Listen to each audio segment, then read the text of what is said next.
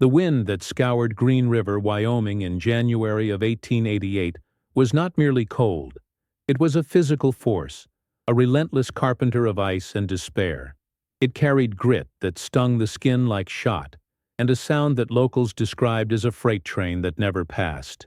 In this desolate, high desert expanse, life was tethered to the Union Pacific Railroad line, and survival was measured in tons of coal and stacks of timber.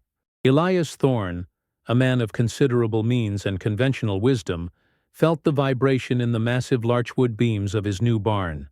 Inside, 15 head of vital freight-pulling horses shivered, their breath pluming in the air, coating their muzzles in frost. The temperature inside the $450 structure, built to the highest Eastern standards, was a ruinous 12 degrees Fahrenheit. 6 miles east, Silas Croft's homestead was a picture of absence. The wind had swept his small plot clean, leaving only the roof of his sod dugout and a few barren fence posts. His neighbors, huddled by their own stoves, assumed Croft's 3 valuable horses had broken free, and were already frozen carcasses somewhere in the sagebrush. But Croft's horses were not lost. They were warm, dry, and quietly eating hay, their body heat held captive by the very blizzard that sought to kill them. They were inside the snow. What did this quiet former railroad surveyor understand about the physics of snow that decades of frontier experience and expensive engineering had completely missed? The year 1888 found Wyoming territory in a state of tense adolescence. It was a land of brutal extremes, defined by the railroad, cattle empires, and the harsh, unyielding geology of the high desert. Green River was a division point for the Union Pacific, a gritty, wind-swept town where steam engines were cold, and fortunes were wagered on livestock. The cultural and technical doctrine for survival here was simple: build heavy, build high, and fight the elements with mass. The official pamphlets distributed by the railroad's land agents and the common wisdom shared by cattlemen from as far as Cheyenne all preached the gospel of the heavy timber frame. A proper barn, the kind Elias Thorne had just mortgaged his future to build, was a sign of permanence and success. It was meant to be a fortress against the wind, with 1.5-inch thick pine siding, a deep stone foundation, and a steeply pitched roof to shed the snow. The assumption, unchallenged, was that thickness equaled warmth. Men believed they were fighting the cold. They spent fortunes on lumber shipped from Oregon and hardware from Pittsburgh, erecting structures designed to confront the Wyoming winter, to stand defiant against the GCI force gales. The alternative, practiced by the poorest homesteaders, was the dugout, a low, dark hole scraped from a hillside, roofed with sod. It was effective but considered primitive, damp, and unsuitable for valuable livestock, prone to collapse and foul air. The established rancher, the man of progress, built with wood. Silas Croft, however, planned to build with nothing at all. Elias Thorne's barn was a monument to conventional failure. It stood 40 feet by 60 feet, with a cavernous 20-foot peak. He had spent $450, a sum that could have purchased a comfortable house in Omaha. The timber, brought in on 3 separate rail cars, was the best Pacific larch. The construction had taken 4 men 6 weeks. Its failure began not with a collapse, but with a simple, inescapable law of physics: heat transfer. The blizzard struck on January 12th. The outside air temperature plunged to 20 degrees Fahrenheit at 29 degrees C, but the wind, gusting to 50 miles per hour, created a wind chill factor that defied measurement, estimated by the railroad's doctor at 60 degrees. Inside Thorne's barn, the wind found microscopic gaps in the joinery, whistling through the tongue-and-groove siding. The massive, uninsulated walls and the vast, empty air volume of the ceiling acted as a perfect thermal sink, pulling the life-giving heat from the animals' bodies. The single potbelly stove in the corner, consuming 80 pounds of precious coal per day, did little more than keep a 5-foot circle around it above freezing. The water troughs, 15 feet away, were solid blocks of ice. The horses, weakened by the constant metabolic stress of generating heat, began to show signs of lung fever. Their coats, damp with condensed breath, froze. Thorne, watching his investment in livestock die inside his investment in lumber, represented the logical, expensive, and disastrous end of Eastern engineering applied to a Western climate. Silas Croft was not a rancher. He was a quiet man from New Hampshire, a man of paper and brass instruments. He had spent 3 years, from 1879 to 1881, as part of a Union Pacific survey crew in the high Rockies of Colorado. His job was to map potential grades, and it had nearly killed him. In the winter of 1880, his crew was trapped by a series of storms near Berthoud Pass.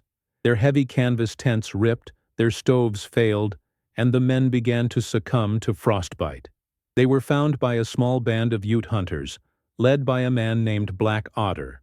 Black Otter, seeing their desperation and their failed attempts to build fires against the wind, had simply taken a tool and begun to dig. He located a massive, wind-packed snowdrift, 30 feet deep, on the leeward side of a ridge. He didn't build an igloo, which was impossible with the powdery mountain snow. He carved a tunnel into the drift. Within 3 hours, he had created a cave large enough for 6 men. The surveyors, cynical and close to death, crawled inside. The effect was immediate. The wind vanished. The temperature, which was 10 degrees outside, stabilized within the cave at 30 degrees, warmed only by their bodies. Silas Croft never forgot the lesson. He hadn't learned an indigenous craft. He had witnessed a perfect application of thermodynamics. He learned that the enemy was not the cold, it was the wind. And the greatest insulator on earth was not wood or wool or stone. It was trapped, still air. And snow, he realized, was nothing but trapped air. When he later homesteaded near Green River, his neighbors watched him build his tiny soddy and laughed, calling him Groundhog Croft for his tendency to dig rather than build. In early November, weeks before the great blizzard, Silas Croft began his preparations. He was not a man of sentiment. He was a man of observation. He watched the way the wind moved across his land. He saw how it scoured the high points and deposited snow in the same dry ravine, or arroyo, year after year. This was not random piling. It was a predictable, aerodynamic event. The prevailing wind, hitting the edge of the arroyo, created an eddy that dumped its load of snow, packing it densely. By Christmas, a solid drift 25 feet deep and 100 yards long had formed. While Elias Thorne was hammering the last sheets of tin roofing onto his barn, Croft took a simple coal shovel, a long iron-sounding rod, and a lantern, and walked to the drift. He began digging horizontally, straight into the 25-foot face. His neighbors riding past saw him and shook their heads. They assumed he was digging a root cellar, or perhaps had simply gone mad. The work was arduous. The snow was not light powder. It was sintered, the crystals fused by wind and pressure into a mass as firm as styrofoam. He carved a tunnel just 6 feet high and 4 feet wide, angled slightly downward for 5 feet, before turning sharply right and angling upward into his main chamber. This cold sink trap was an ancient principle. Any frigid air that breached the entrance would pool harmlessly in the dip, blocked by the warmer, lighter air in the chamber above. After 2 days of labor, he had hollowed out a stable 20 feet long and 12 feet wide, with an arched ceiling 7 feet high at its peak. He used the sounding rod to ensure his roof was a uniform 5 feet thick. He brought in hay for bedding and feed, and a single water barrel. To the outside world, it looked like a badger hole. The conflict was one of fundamental philosophy, a division that ran deeper than preference. It was a battle between brute force and intelligent design. Elias Thorne, and the entire consensus of the Wyoming Stock Growers Association, operated on the principle of thermal mass and wind breaking. Their solution was to build a wall so thick and strong that the wind could not knock it down, and the cold could not penetrate it. They were trying to stop winter. They spent their money on mass, more wood, more nails, more stone. But they failed to account for thermal conductivity. Wood, especially dense larch, is a poor insulator. It conducts cold. Every beam in Thorne's barn was a bridge.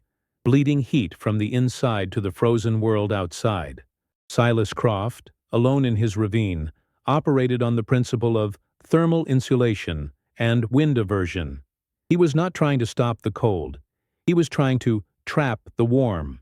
His horses, each a 200-pound furnace, radiating heat at 99.5 degrees Celsius, were his only source of warmth. His shelter was not a fortress, it was a thermos. The insulating value of materials, later quantified as R value, told the story.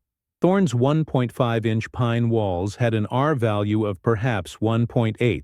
Croft's 5-foot, 60-inch roof of densely packed snow had an R value approaching R60. His shelter was, in technical terms, over 30 times more efficient. While Thorne fought the wind, Croft had made himself invisible to it. The blizzard broke for half a day on January 14th, a false spring in the heart of a deep freeze. The silence was eerie. Dr.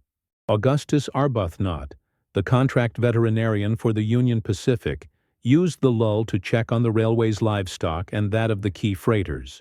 He was a pragmatic, educated man from Philadelphia, armed with a German-made mercury thermometer and a deep skepticism of frontier solutions. He first visited Elias Thorne. He found the rancher exhausted, his hands raw from swinging an axe to break ice. Arbuthnot recorded the data in his logbook. Internal barn temperature, 14 degrees Celsius. Wind, constant draft. Livestock, 3 horses exhibiting signs of pulmonary distress. 1 mare, a valuable Percheron, is critical. Prognosis, poor. He noted the immense consumption of coal, nearly 100 pounds in 24 hours, to no appreciable effect. Driven by a grim curiosity, he rode to Croft's homestead, expecting to find dead animals. He found only the tracks leading to the drift. He dismounted, tied his horse, and crawled into the dark tunnel, his thermometer in hand. The transition was shocking. The wind noise ceased instantly. The air was still. He rounded the cold sink corner and lit his lantern. The 3 horses turned to look at him, their coats dry, their breathing easy. The smell was clean, of hay and healthy animals. Dr. Arbuthnot hung his thermometer from a hay bale wire. He waited 5 minutes. He held the lantern up. The mercury read 34 degrees Celsius, 1.1 degrees Celsius.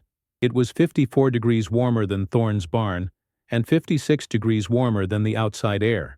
He wrote in his log, "An astonishing application of thermodynamics. The geothermal heat from the ground, approx 40 degrees Celsius, and the metabolic output of the animals is perfectly contained. No fuel consumed. Livestock in excellent condition." Croft's system was not an accident. It was a precisely engineered environment. Its success depended on 4 interconnected principles. First was siting.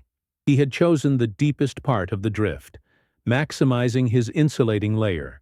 Crucially, the entrance faced away from the prevailing northwesterly wind, preventing any direct drafts. Second was the cold sink entrance. The U-shaped tunnel was the shelter's primary airlock. The heavy cold air could not flow downhill into the tunnel and then uphill into the chamber. It created a self-sealing atmospheric barrier, meaning the chamber's warm air stayed in, even with an open entrance. Third was structural integrity. The vaulted arched roof was the strongest possible shape, distributing the immense weight of the snowpack down into the solid, compacted walls. As the animal's breath and body heat warmed the interior, it melted the innermost layer of snow by a fraction of an inch. This moisture would then refreeze, a process called sintering, turning the inner wall into a smooth, incredibly strong crust of ice, reinforcing the structure. The shelter literally hardened with use. The fourth and most critical element was ventilation. 3 horses in a sealed box would quickly suffocate from carbon dioxide or be poisoned by ammonia from their own waste. Croft had used his long iron rod to bore a single 6-inch diameter shaft straight up through the 5-foot roof. Because the air inside the cave, 34 degrees Celsius, was significantly warmer than the air outside, 22 degrees Celsius, a slow, steady convection current was established. This chimney effect pulled the lighter, warmer, moisture-laden air out the top, while fresh, cold, but not windy air was drawn in through the low entrance to replace it, ensuring a constant, slow exchange of air without creating a draft.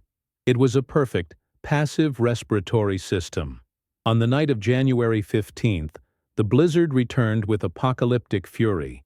The railroad telegraph operators recorded a low temperature of 32 degrees, 35.5 degrees, and sustained winds of 65 miles per hour. The wind chill was no longer a calculation. It was a weapon, estimated at 75 degrees Celsius. This was the test. At Elias Thorne's barn, the end came quickly. The main cargo door, swollen with ice, was ripped from its hinges by a gust, shattering the latch. The storm entered the barn. Within an hour, the internal temperature was identical to the outside. The potbelly stove was extinguished by the snow. The horses, exposed to the full, lethal force of the wind, panicked. Thorne, in a desperate attempt to save his last prize mare, tried to lead her to his house, but she collapsed in the yard, unable to breathe the frozen air. He barely made it back inside. A ruined man. 6 miles away, Silas Croft sat on a bale of hay in his snow cave, reading a book by lantern light. The 65-mile gale howling 5 feet above his head was completely inaudible. The only sounds were the soft respiration of his horses and the rhythmic tearing of hay. The internal temperature, checked by his own cheap thermometer, had not wavered. It remained 34 degrees F. The ventilation shaft worked perfectly, drawing out the excess humidity. The snowpack deepened during the storm, the new accumulation only adding to his insulation. His horses, calm and protected, were consuming a normal ration of feed. Croft's system did not just survive the extreme test. It used the storm's own energy to become stronger and more efficient. The blizzard had become his ally. The human impact became clear on the third day of the renewed storm. Elias Thorne, having lost his entire stock and suffering from frostbite on his face, fought his way through waist-deep drifts to Croft's homestead. He was not a rival. He was a refugee. He arrived at the arroyo, shouting Croft's name, his voice snatched by the wind. Croft heard a faint noise, checked his entrance, and found Thorne collapsed in the snow. He dragged him inside the tunnel, into the still, warmer air of the cave. The shock of the stable, 34-degree environment was profound. Thorne, weeping from pain and loss, was given a blanket. There was no, "I told you so." There was only the quiet management of a shared crisis. Croft's wife, Mary, who had been managing their own sod dugout, made the perilous 50-yard trip from the house to the cave, bringing hot broth. The cave was now a refuge. The technical challenge shifted. With one more human, the air quality changed.